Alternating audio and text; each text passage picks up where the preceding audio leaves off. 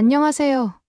저는 저우롱이라고 합니다. 스스로를 전 세계에서 제일 뛰어난 언어 강사이자 중국어 음성학 전문가라 자부하고 있습니다. 원래부터 한국이란 나라를 썩 달가워하지 않았습니다. 한국이 우리 중국을 모조리 따라만 하는 나라라고 굳게 믿고 있었고, 제 주변에도 한국을 깎아내리는 이야기를 즐겨하는 동료들이 많았기 때문입니다. 그들은 한국이라는 곳이 중국의 문화와 역사를 그대로 모방하면서도 스스로가 엄청나게 우수하다고 착각한다는 식으로 말하곤 했습니다. 저 역시 그런 생각이 몸에 배어 있었습니다. 그런 제가 최근에 한국의 어떤 기업과 교류를 할 기회가 생겨서 한국을 방문하게 되었습니다. 제가 맡은 일은 중국어와 한국어의 발음 체계를 연구하고 해외 수출용 교재를 기획하는 작업이었습니다. 솔직히 처음부터 별로 기대는 안 했습니다. 한국에서 뭔가 대단한 걸 만들어봤자 우리 중화의 언어가 훨씬 체계적이고 고급스럽다고 믿었기 때문입니다. 그런데 한국에 도착하자마자 이상한 현상을 목격했습니다. 인천공항을 빠져나오는데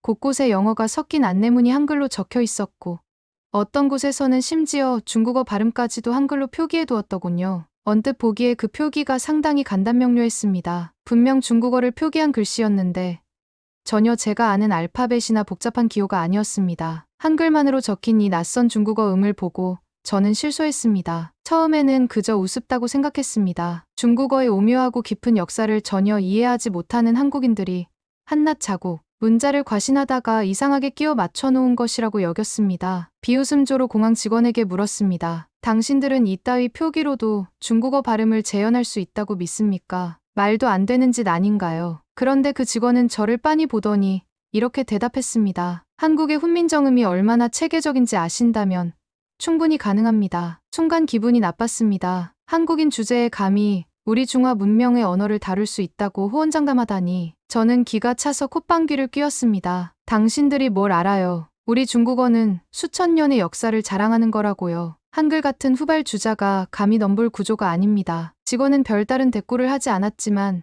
제 눈엔 그의 미소가 사뭇 자신감 있어 보였습니다. 마치 우리 글자가 훨씬 과학적이다라고 말하는 것 같아서 몹시 못마땅했습니다. 하지만 일단 저는 제가 맡은 업무 때문에 한국 여러 곳을 돌아다니며 면담을 해야 했습니다. 각종 어학원, 출판사, 그리고 한국의 전통문자 연구센터까지. 솔직히 마음속으로는 보나 마나 별거 없겠지 하며 대충 스쳐 지나가려고 했습니다. 그런데 갈수록 이상한 느낌이 제 안에서 커져갔습니다. 말로만 듣던 훈민정음이라는 게 생각보다 깊은 원리를 가진 것 같았기 때문입니다. 게다가 이 체계가 마치 중국어에 딱 들어맞게끔 구성된 것처럼 보이는 지점들이 곳곳에서 보였습니다. 처음 찾아간 곳은 한글 의문학을 전문적으로 연구하는 한국의 한 민간 연구소였습니다. 연구원들은 제게 친절하게 각종 자료를 보여주며 설명했습니다. 한글이 자음과 모음을 나눠 초성, 중성, 종성으로 구성된다는 기본 원리, 그리고 그 자음들이 혀나 입술의 움직임,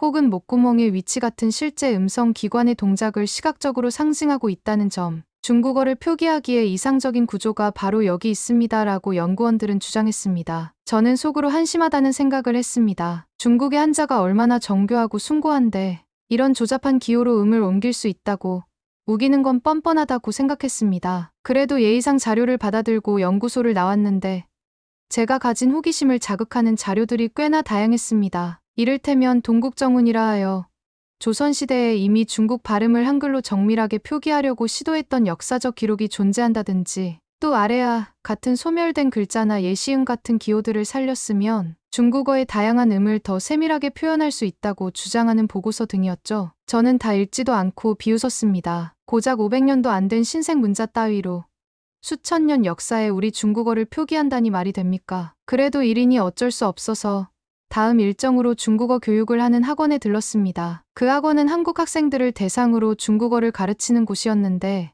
교재가 영문 표기 대신 한글 표기로만 중국어 발음을 설명해 놓았습니다. 교사에게 제 얕은 지식으로 도발해봤습니다. 당신들이 말하는 이 교재가 중국어 발음을 제대로 전달하고 있다고 확신합니까? 어차피 중국어는 어렵고 당신들의 한글 표기는 부정확할 수밖에 없을 텐데. 그 교사는 미소를 지으면서 실습을 보여주었습니다. 한국 학생들이 교사의 구령에 따라 읽는데 놀랍게도 발음이 꽤 정확했습니다. 제가 평가하기에도 큰 흠을 잡기가 어려울 정도였습니다. 의아해서 교재를 살펴보니 제가 몰랐던 한글 자음과 모음, 변형 표기법을 적절히 활용해 중국어의 성조까지 표기하고 있었습니다. 말도 안 되는 일이 벌어지고 있었습니다. 심지어 중국어에서 자주 사용하는 발음들, 예를 들면 쯔, 츠, 스, 즈 같은 소리를 기존 표기 방식을 조금 변형해 가독성 좋게 제시한 뒤 한국어 사용자는 자연스럽게 혀 위치를 잡아낼 수 있도록 꼼꼼히 설명해 놓았더군요. 제 자존심이 흔들렸습니다. 그래도 저는 인정하고 싶지 않았습니다. 그런 소리를 낼 수 있더라도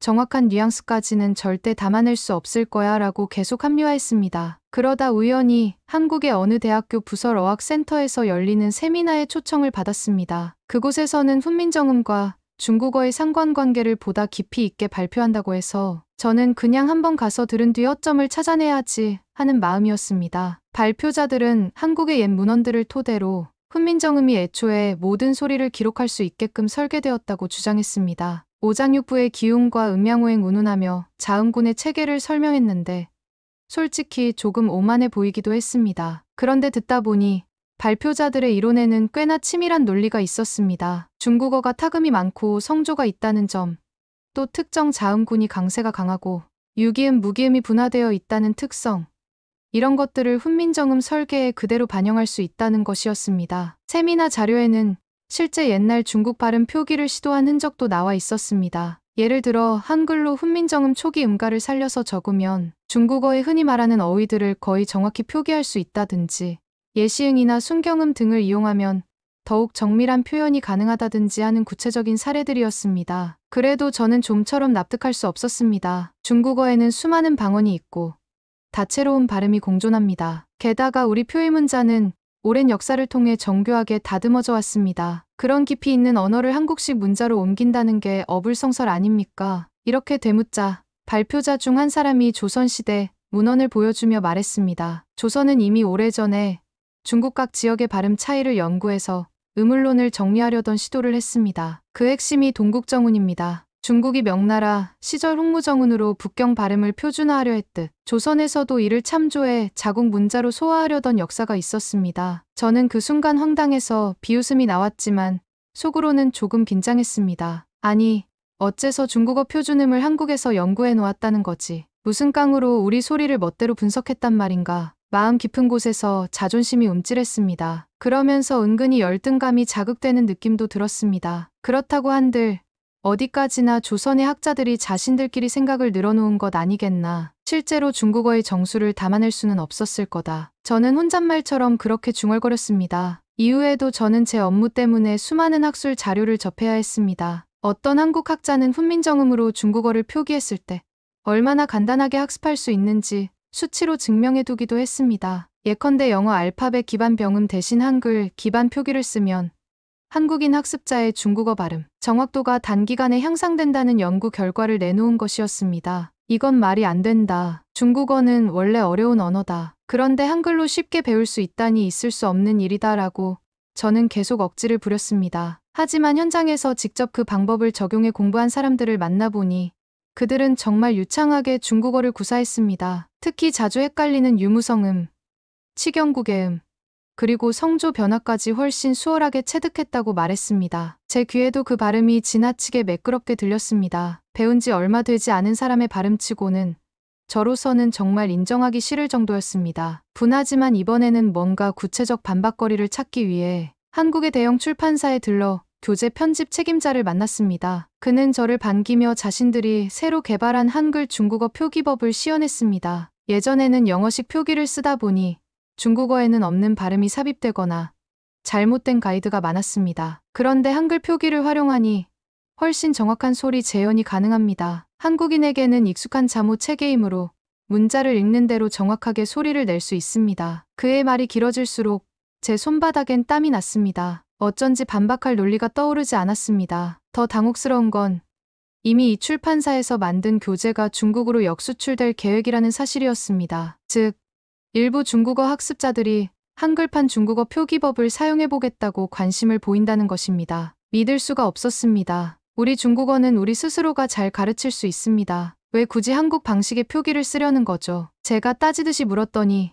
담당자는 이렇게 답했습니다. 실제 발음을 세밀히 구분하고 음운을 시각화하는 것은 한글이 훨씬 과학적이고 효율적인 면이 있습니다. 당연히 중국어 학습 효율이 높아질 것입니다. 저는 터무니없다며 펄쩍 뛰었습니다. 말도 안 됩니다. 우리 중국인이 만든 병음 체계가 있는데 한국 문자를 가져다 쓰다니 자존심도 없습니까? 담당자는 한국 문자를 쓰는 것이 중국어를 무시하거나 빼앗는 게 아니라 학습 효율을 극대화하는 방법 중 하나일 뿐이라고 대답했습니다. 저는 코웃음을 치며 자리를 박차고 나왔지만 속마음은 복잡했습니다. 제 나라 말이 훨씬 뛰어나다고 생각해왔는데 한국에선 이미 이 문자 체계 하나로 중국어 학습을 가속하고 있었으니 어쩐지 기가 막혔습니다. 며칠 뒤 저는 일정을 마무리할 겸 마지막으로 한국의 전통문화 전시관을 들렀습니다. 거기서 훈민정음 창제의 원리에 관한 특별 전시가 진행 중이었습니다. 전시관에 들어서자마자 벽에 크게 써붙인 글이 눈에 띄었습니다. 훈민정음은 백성을 가르치는 바른 소리라는 뜻으로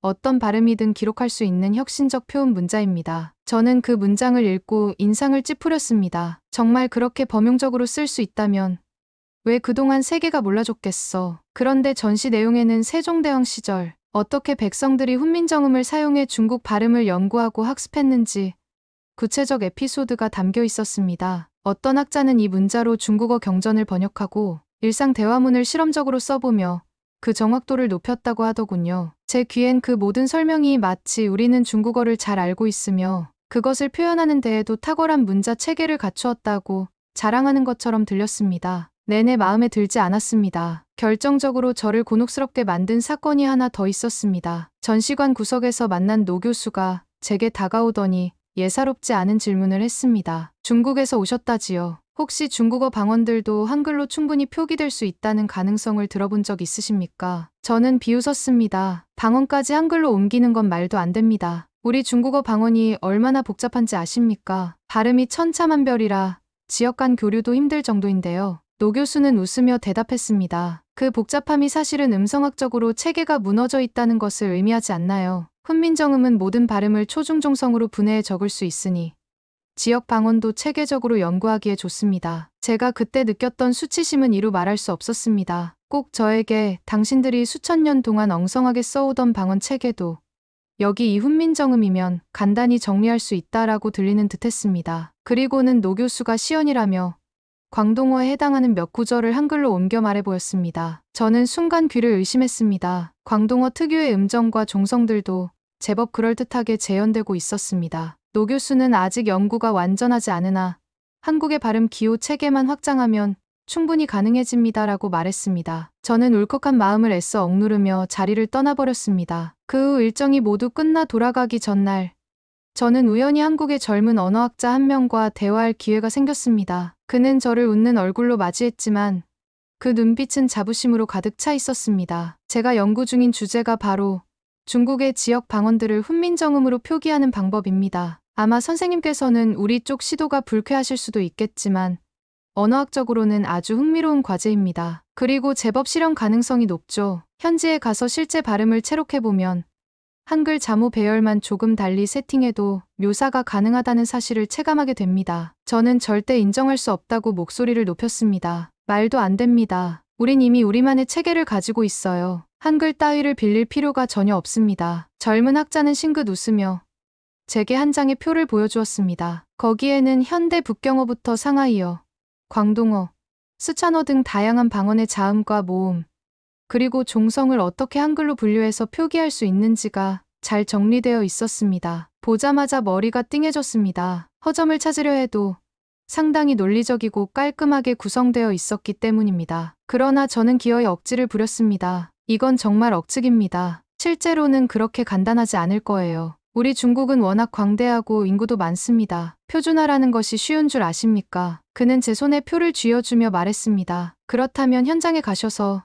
직접 실태를 조사해 보시죠. 아마 생각이 바뀌실 겁니다. 저는 그를 노려보며 중얼댔습니다. 바뀔 리가 없지. 한국이 중국을 이긴다는 건 있을 수 없어요. 마음은 이미 복잡하게 뒤엉켜 있었지만 저는 끝까지 고개를 빳빳이 들고 허세를 부렸습니다. 전혀 인정할 수 없어요. 이건 그저 한국이 중국을 따라하려는 수작이고 우월감을 드러내기 위한 교만한 시도일 뿐입니다. 젊은 학자는 무슨 말인가 하려다가 입을 다물었습니다. 아마 더 이야기해봐야 소용없다는 걸 느낀 듯했습니다. 결국 저는 한국에서의 모든 일정을 마치고 집으로 돌아왔습니다. 가는 길 내내 제가 목격한 일들이 머릿속을 떠나지 않았습니다. 공항에서부터 시작된 충격적인 한글 표기, 학원에서 본 학생들의 빠른 발음 습득, 출판사에서 보여준 교재, 전시관과 세미나에서 들은 옛 조선의 치밀한 연구 역사, 그리고 광동어를 가볍게 시연해 보인 노 교수의 모습까지 모든 게 제 안에서 거대한 의문이 되어 울렁거렸습니다. 그래도 저는 끝까지 인정할 마음이 없습니다. 아무리 한국이 이렇게 중국어 표기에도 유용하다며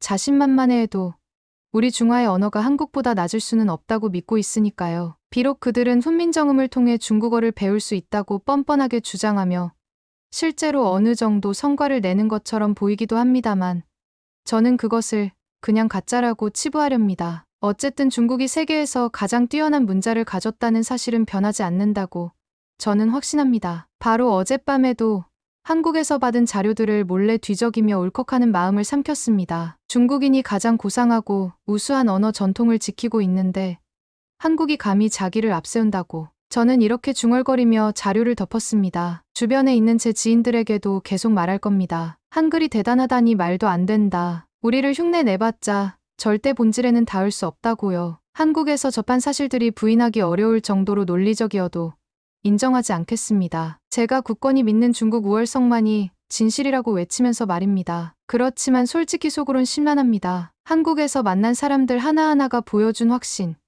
그리고 실제 교재의 놀라운 효용성, 세미나 발표의 철저함, 전시관 자료의 치밀함, 정말 조금도 흠잡기가 쉽지 않았습니다. 차라리 제게 선택지가 있다면 모조리 무시해버리고 싶습니다. 혹여 제가 중국에서 이 이야기를 떠벌렸다가 사람들이 한국을 칭찬하면 그보다 더 수치스러운 일도 없을 테니까요. 저우롱인 저는 절대로 한국에게 자존심을 꺾지 않을 겁니다. 제가 배운 것은 하나도 없다고 애써 우겨댈 겁니다. 그리고 어디 가서든 말해줄 겁니다. 한국은 그냥 중국을 모조리 베낀 후발주자일 뿐이며 훈민정음이 아무리 과학적이라고 떠들어봤자 결국은 가짜다라고 말입니다. 분명 제 주장을 욕하는 사람도 있을 테지만 그래도 저는 꿋꿋하게 버틸 겁니다. 왜냐하면 제게는 그게 더 편하고 익숙하니까요. 우수한 줄 알았던 중국어가 한국에서 이렇게나 간단히 재현되고 더 나아가 방언까지 정리될 수 있다니 절대 인정 못합니다. 그들은 제 자존심을 건드렸고 저는 그냥 제 논리대로 믿고 떠들겠다는 심산입니다. 한국의 문자 체계가 우리 중국어를 깨부수듯 효율적으로 분석한 것도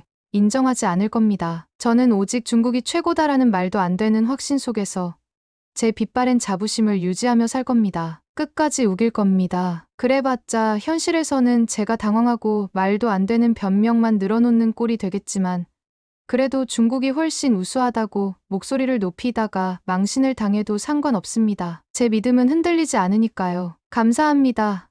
두 번째 사연 바로 시작하겠습니다. 안녕하세요. 저는 베이징에 위치한 중국 최고 수준의 명문 사립고등학교에서 이번 학기에 새로 부임한 역사 교사 외인이라고 합니다. 나이는 이제 겨우 20대 후반에 접어들었고 의욕과 패기가 넘치는 초임 교사입니다. 저희 학교는 학비가 천문학적으로 비싸고 중국 내에서도 입학 경쟁이 치열하기로 유명합니다. 고위 간부나 전문직 자녀들이 주로 다니는 곳이기도 하고 학교가 요구하는 서류 접수를 위해 부모들이 며칠 동안 텐트를 치고 기다리는 모습은 베이징 시민들에게 익숙한 풍경이 되어 있지요. 저는 역사 교사이지만 중국의 위대함을 강조하고 수업을 드라마틱하고 자극적으로 구성하는 편입니다. 학생들은 딱딱한 이론보다 이야기를 좋아하고 특히 동북공정이나 명청, 시대의 주변국 장악 같은 내용을 부풀려 가르치면 더 재밌어하곤 합니다. 예를 들어 한국의 역사는 중국의 한주가 파생된 것이다.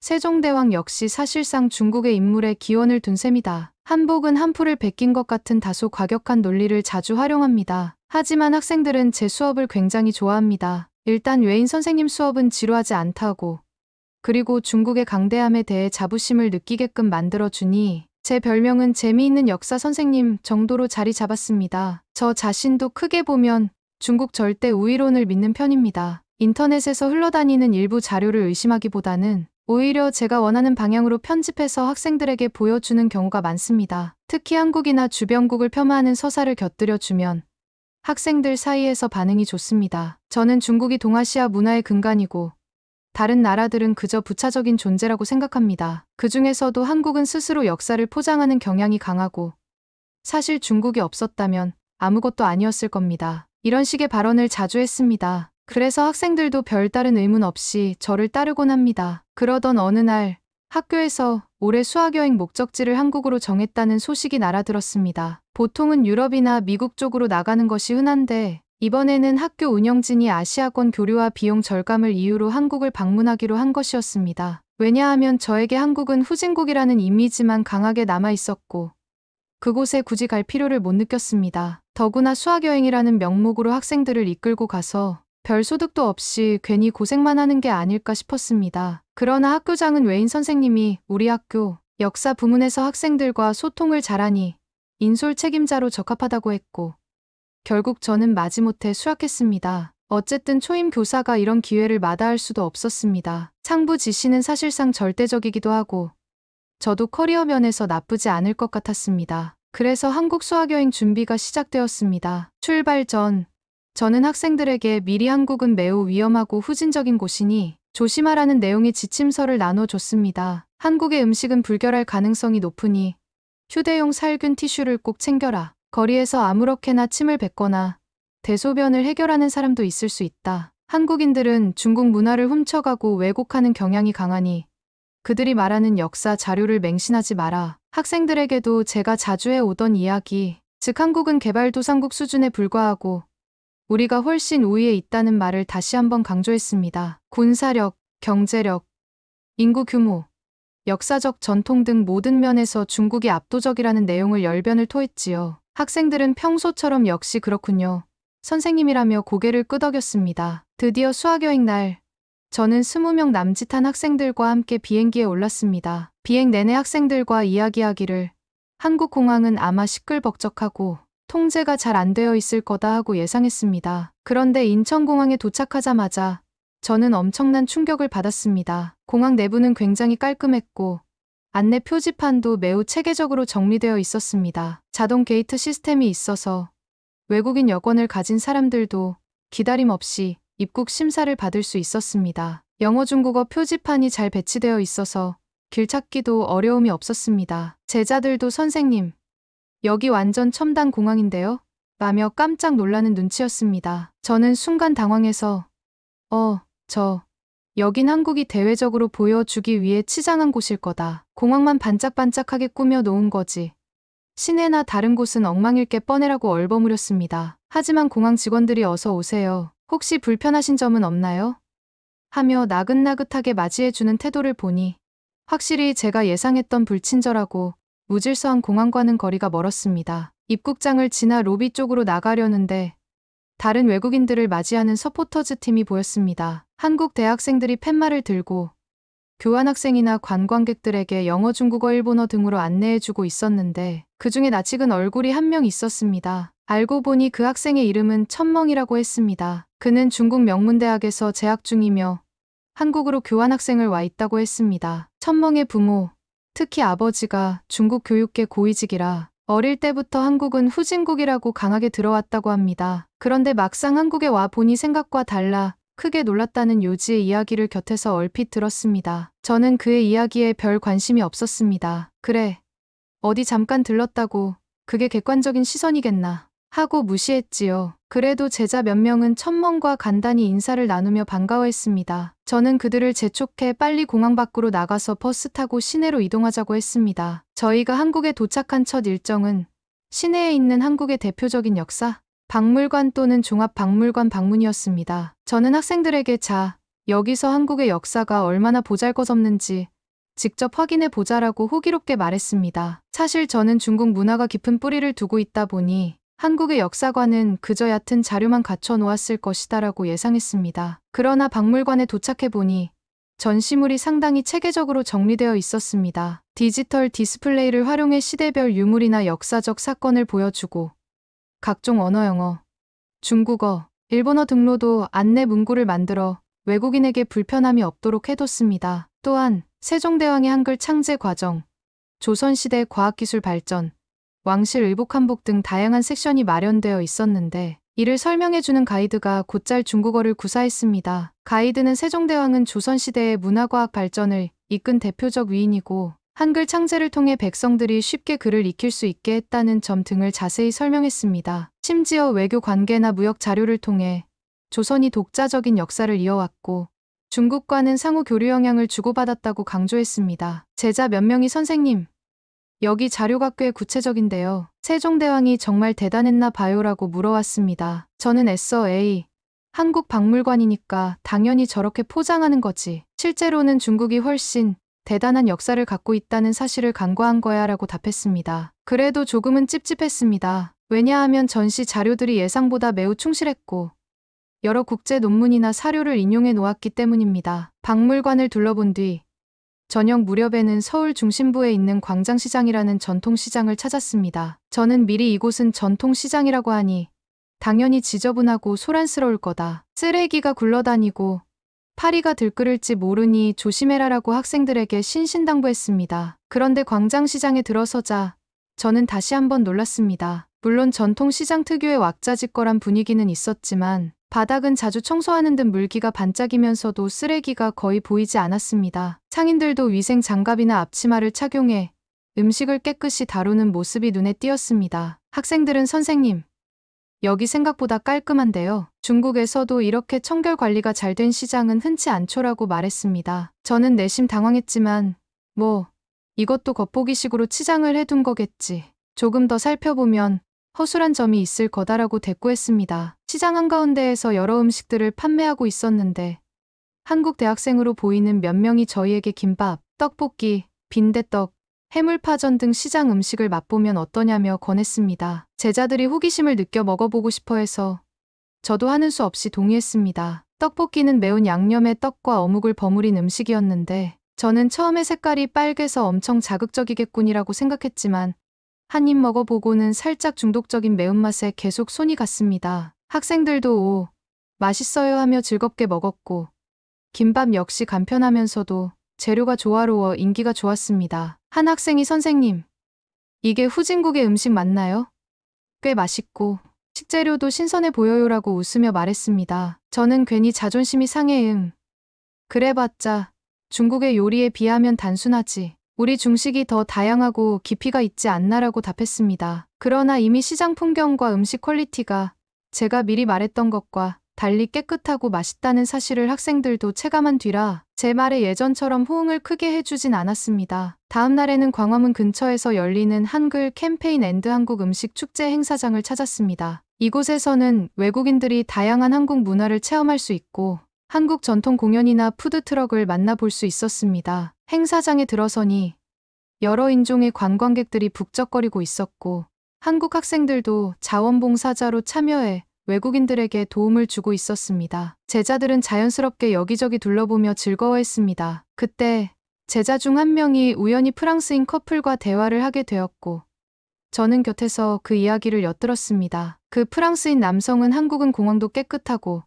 대중교통도 편리해서 좋다고 칭찬하는 반면 중국을 여행했을 때에는 공항 입국 심사가 오래 걸리고 직원들이 불친절했으며 대도시 길바닥에서 침을 뱉거나 심지어 대소변을 보는 사람들도 봤다라고 말했습니다. 그 여성 역시 중국의 호텔에서 바퀴벌레가 나왔고 외국인이라고 택시비를 바가지 씌우려 했으며 관광지 입장료도 차등 적용되어 불쾌했다고 덧붙였습니다. 저는 그 말을 듣는 순간 얼굴이 달아올랐습니다. 물론 중국에도 예의 바른 사람이 많고 최근 위생 수준이 많이 개선된 곳도 있지만 외국인들이 그런 상황을 겪었다면 할 말이 없었습니다. 제자 징징은 너무 화가 나서 당신들 왜 중국에 대한 나쁜 이야기만 하느냐, 좋은 점도 많다고 버럭 화를 냈습니다. 프랑스인 커플은 우리는 겪은 일을 말했을 뿐이라며 물러서지 않았고 양쪽이 언성을 높일 듯했습니다. 다행히 주변에서 사람들이 말려서 큰 싸움으로 번지진 않았지만 징징은 기분이 상한 채로 자리를 떠났습니다. 저는 그 장면을 보고 씁쓸했습니다. 한국은 생각 외로 깨끗하고 좋다며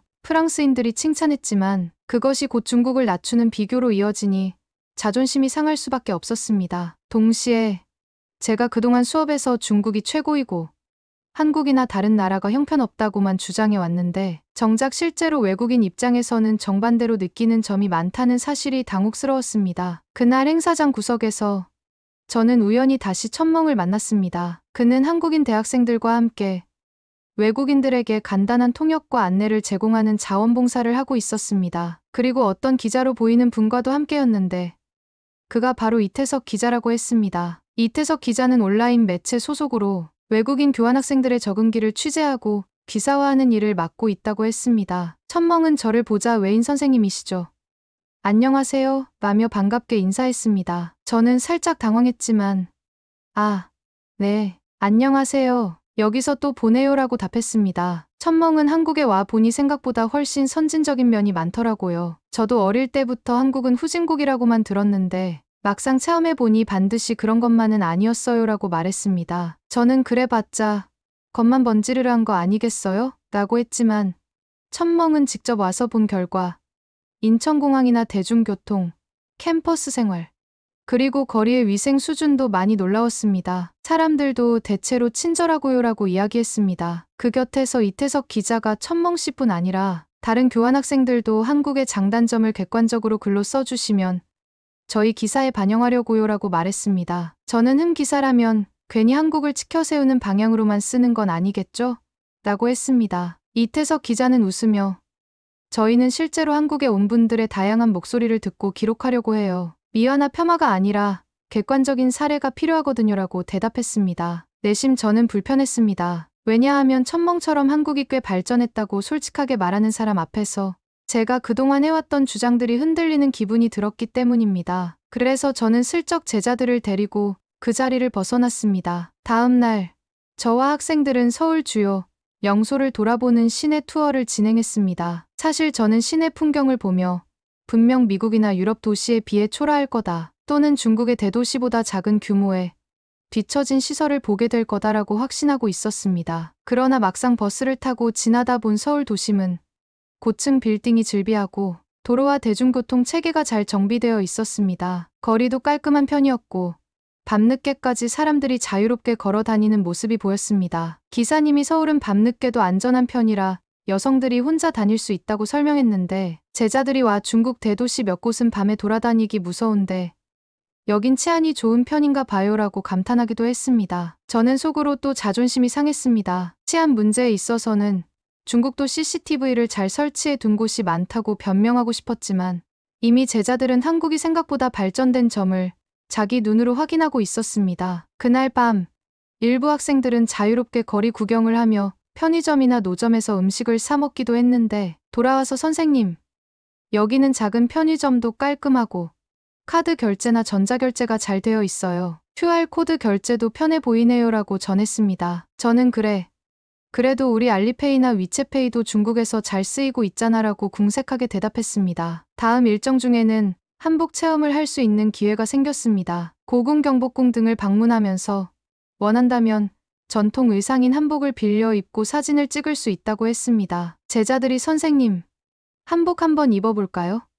재밌을 것 같아요. 라고 즐거워했습니다. 그런데 저는 속으로 한복이란 게 원래 중국 한푸에서 비롯된 거다라고 굳게 믿고 있었습니다. 그래서 학생들에게 한복은 결국 중국 문화를 살짝 변형한 것일 뿐이야. 너희가 후교 한국 측 설명을 듣더라도 너무 믿지는 말라고 강조했습니다. 한복 대여점에 들어갔을 때 정작 저와 학생들은 알록달록하고 생각보다 다양한 디자인의 한복이 전시된 것을 보고 조금 놀랐습니다. 꽤 화려한 드레스처럼 보이기도 하고 전통적인 느낌이 가득 담긴 것도 있었습니다. 제자들은 생각보다 예쁘다며 저마다 한 벌씩 골랐고 저도 마지못해 하나를 빌려 입었습니다. 그런데 옷을 입고 보니 의외로 편안했습니다. 치마가 길어서 걸을 때마다 살짝 휙휙 스치는 느낌이 색달랐고 저고리의 재질이 부드러웠습니다. 제 모습이 거울에 비쳤을 때 이게 중국 한푸의 완벽한 복제물인가 라는 생각이 살짝 들 정도로 형태가 전혀 다르게 느껴졌습니다. 대여점 직원이 한복과 한푸를 혼동하시는 분들이 많은데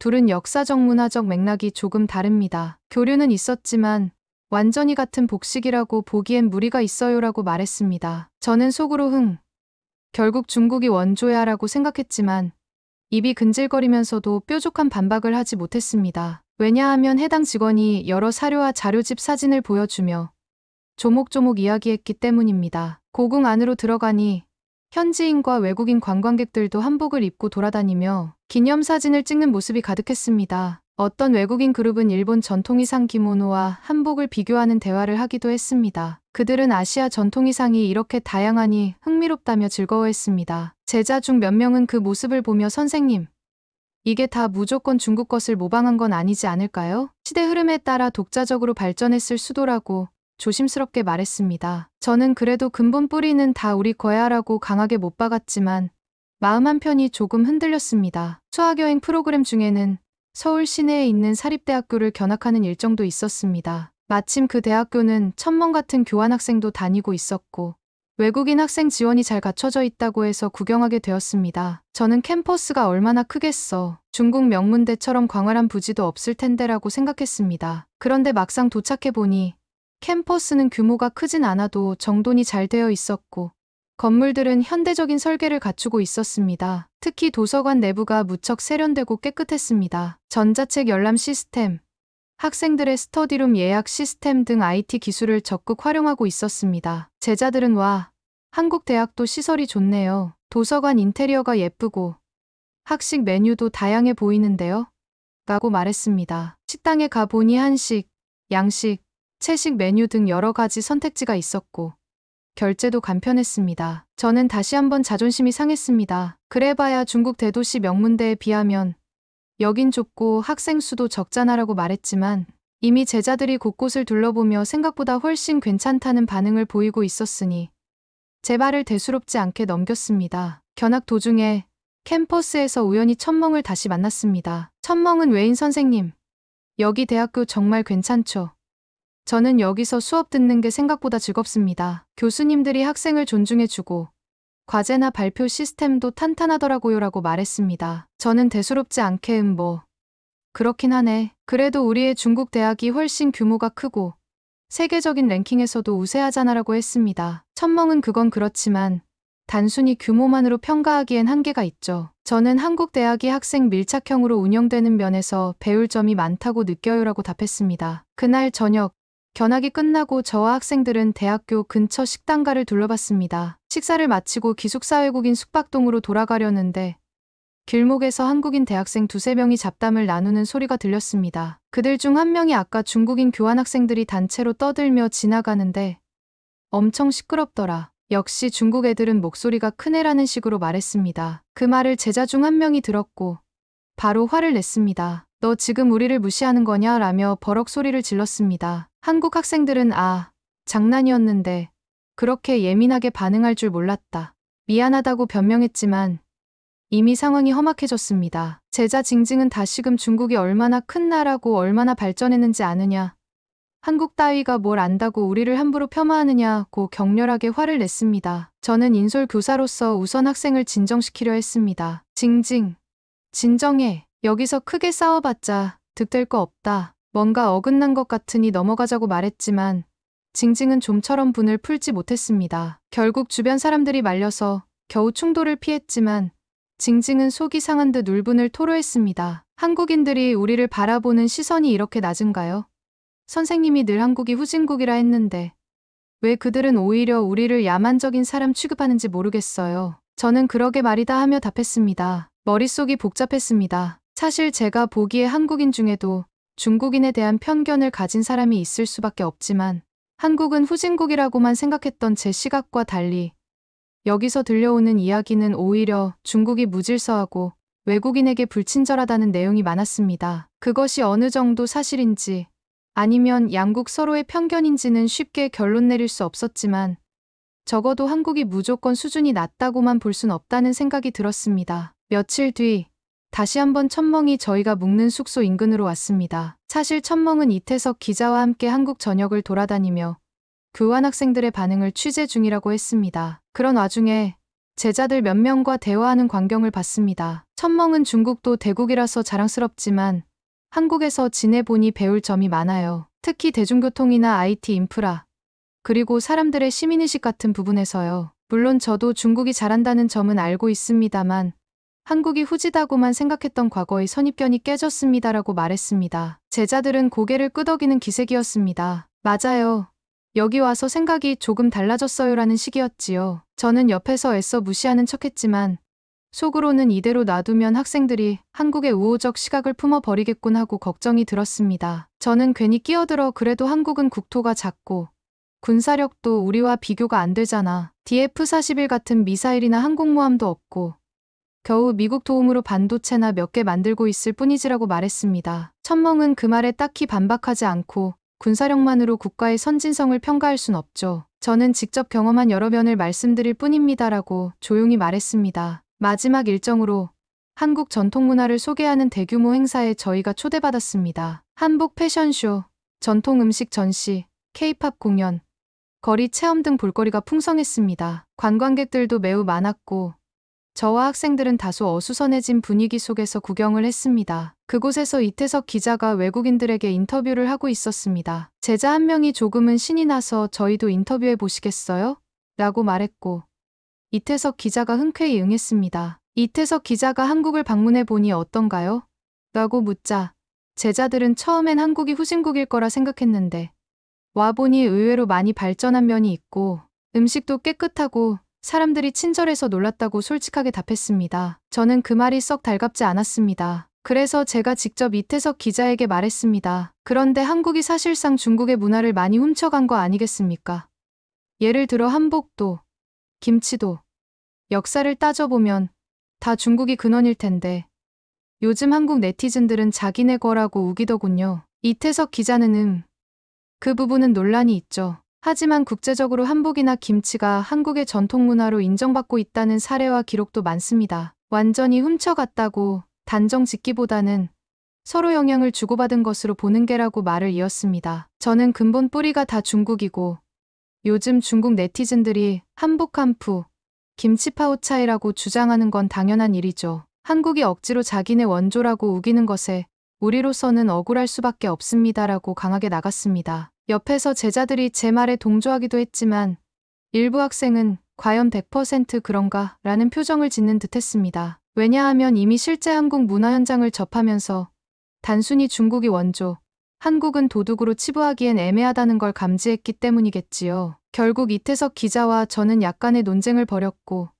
주위 사람들의 만류로 종결되었습니다. 저는 약간 승리감을 느끼면서도 내심 왜 이렇게 신경이 날카로워지지?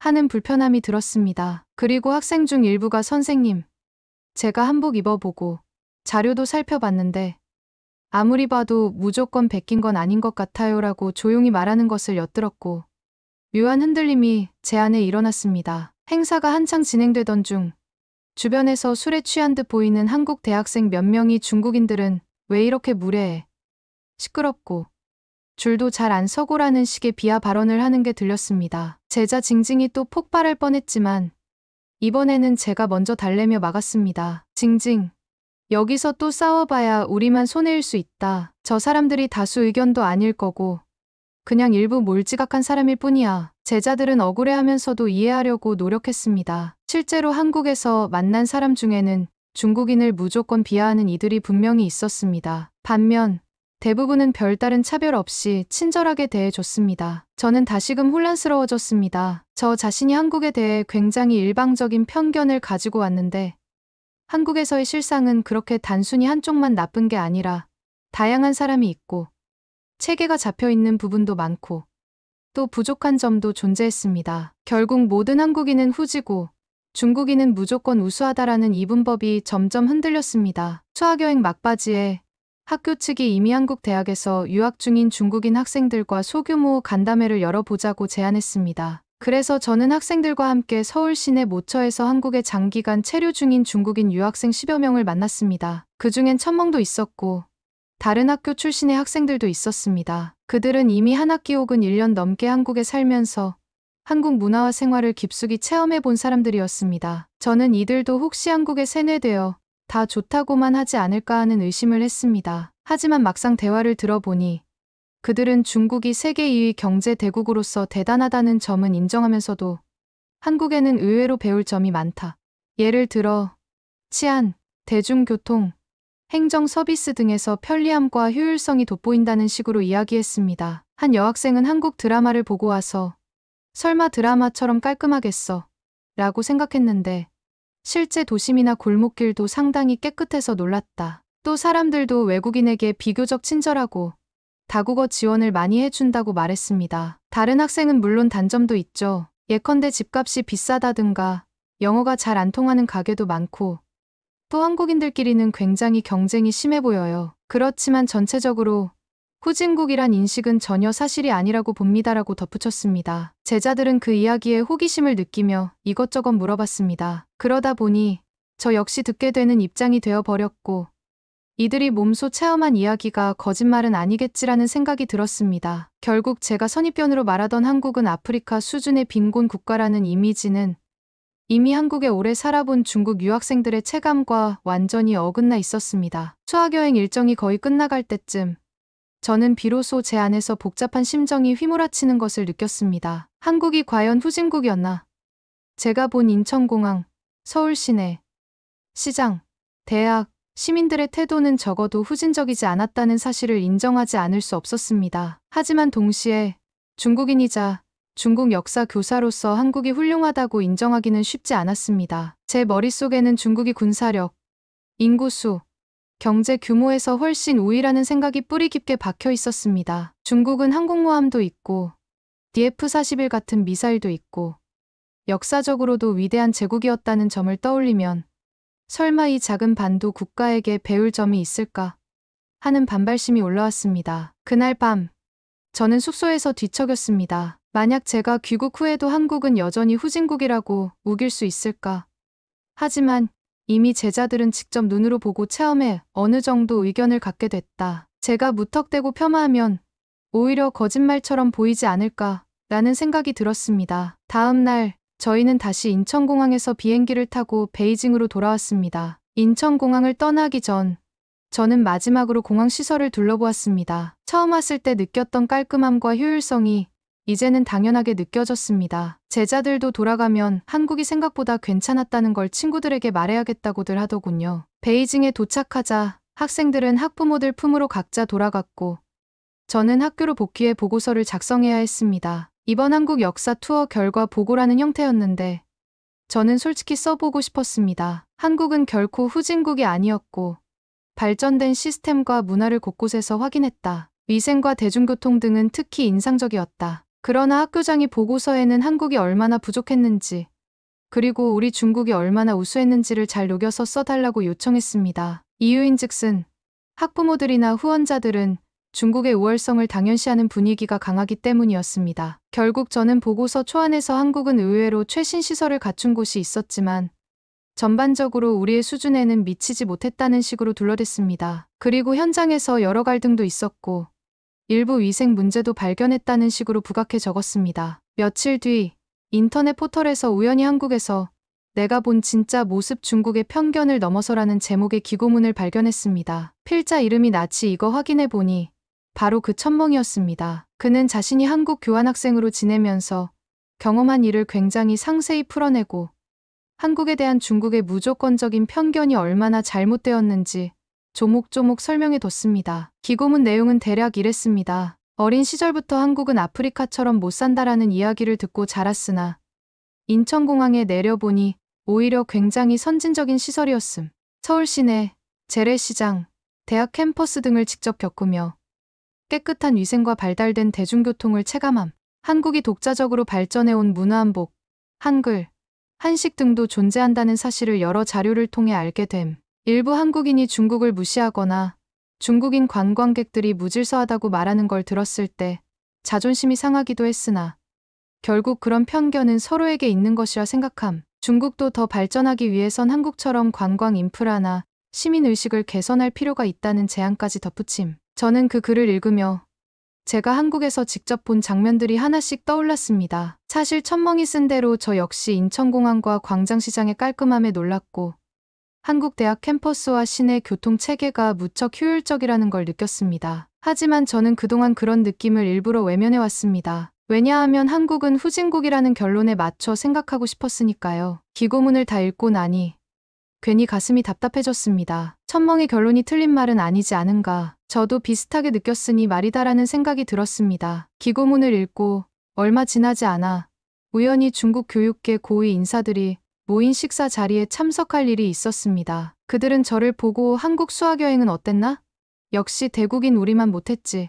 라는 식으로 물었습니다. 저는 어색하게 웃으며 네, 뭐 그렇게 큰 볼거리는 없었어요. 그래도 최신 시설 몇 개 있긴 하더군요라고 대답했습니다. 그러자 그들은 역시 공산당의 힘이 얼마나 막강한데 한국 같은 소국이 우리를 따라잡겠어.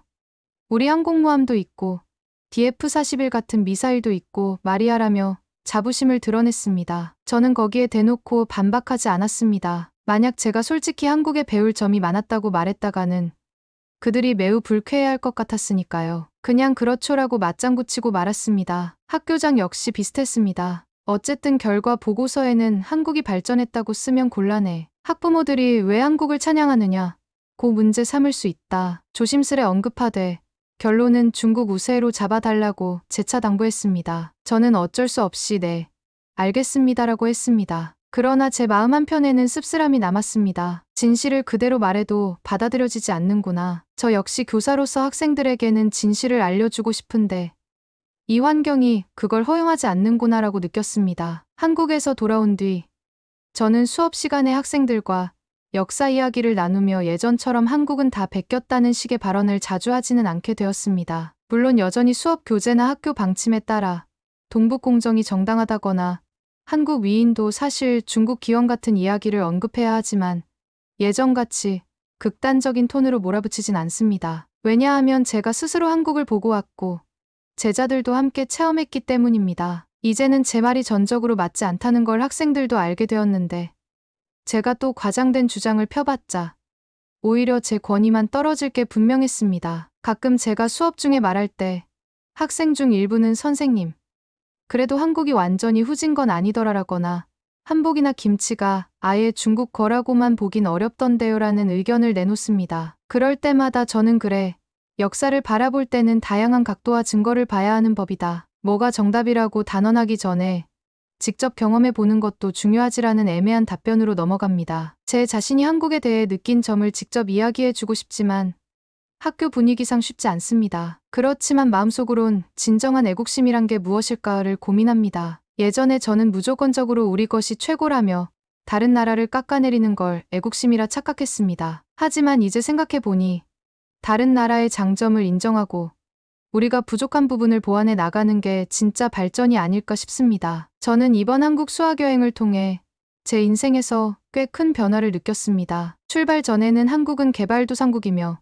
아프리카처럼 원조가 필요한 수준이라는 인식을 강하게 가지고 있었습니다. 그리고 그걸 학생들에게 주입해왔습니다. 그런데 막상 가보니 인천공항부터 대학교, 전통시장, 시내 투어, 전통문화 행사까지 곳곳에서 저를 놀라게 하는 장면이 이어졌습니다. 한국 후진국이라는 공식이 무너진 것입니다. 물론 한국이라고 해서 모든 것이 완벽한 건 아니었습니다. 어떤 한국인들은 중국인을 무시하기도 했고 다소 배타적인 태도를 보이는 경우도 있었습니다. 또한 인구나 땅덩이, 군사력 면에서 중국이 훨씬 크다는 점은 부정할 수 없습니다. 하지만 그렇다고 해서 제가 예전처럼 한국은 다 후지고 볼품없다고 단정 지을 수는 없게 되었습니다. 제자들도 이미 현장에서 체감했기에 억지 주장을 해봐야 소용이 없고요. 귀국 후 저는 수학여행 후일담을 정리하며 한국이 정말 후진국이었다면 이렇게 정돈된 도시와 문화, 치안을 유지하기 어려웠을 텐데라는 생각을 계속했습니다. 천멍이 쓴 기고문은 저를 더욱 곤혹스럽게 했습니다. 거기에 적힌 한국 체험담은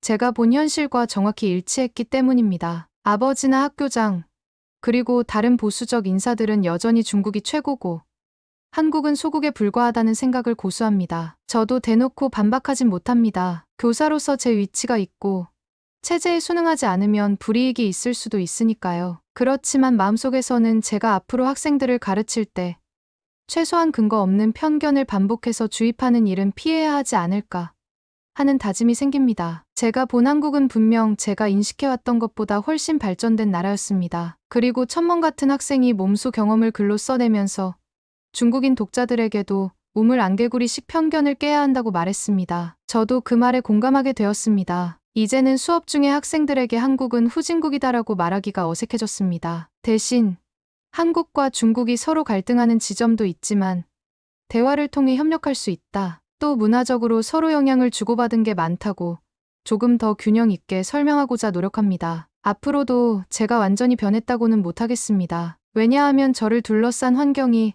아직도 한국은 열등하다는 메시지를 원하고 있기 때문입니다. 하지만 적어도 제 속마음은 달라졌습니다. 직접 발로 뛰어보지 않으면 진실을 알기 어렵다. 한국을 가보기 전에는 주변 어른들이 해준 말만 듣고 한국은 별 볼 일 없는 나라라고 믿었습니다. 그러나 실제로 가보니 전혀 달랐습니다. 이 경험은 저에게 큰 교훈이 되었습니다. 제자들 중 일부는 이번 여행을 계기로 앞으로 더 많은 해외 경험을 하고 싶다고 말합니다. 저도 그들이 자유롭게 세상을 보며 시야를 넓히는 걸 응원하고 싶습니다. 우리 중국이 대단하지만 그렇다고 다른 나라를 무조건 무시할 필요는 없다.